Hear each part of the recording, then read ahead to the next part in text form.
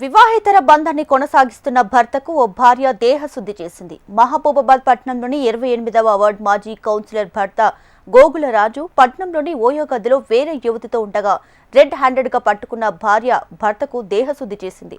తన భర్తను షీటిమ్స్ పేరుతో బెదిరించి లొంగదీసుకుందని యువతిపై దాడి చేసింది. పోలీసులకు సమాచారం అందించగా ఘటనా స్థలానికి చేరుకున్న పోలీసులు యువతిని అదుపులోకి తీసుకున్నారు.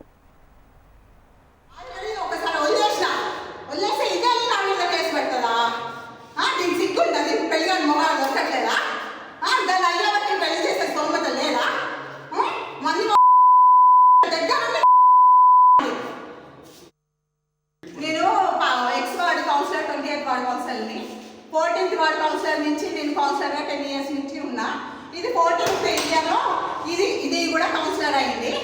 ఇది ఎవరితో తిరిగింది ఆఖరికి ఈయన బండి మీద తిరుగుకుంటా ఈయనని వల్లో వేసుకొని ఇప్పుడు చీటీలో చేసుకుంటా మొన్న కూడా 6 months దాకా పట్టుకొని సరే ఎందుకు ఆడతానో చేసిన ఇది షీటీమ్ అని చెప్పుకొని షీటీమ్ అని బెదిరించుకుంటా ఆయన లొంగ తీసుకుంటా ఇవన్నీ కథలు పడతాను. ఏమంటే నేను షీటీము నేను ఏమైనా చేయగలుగుతాను, అందరి సపోర్ట్ నాకు ఉంది, పోలీసుల సపోర్ట్ ఉంది, నాకు అన్ని తెలుసు అనేసి సిఐ ఎస్పీ ఇక అందరు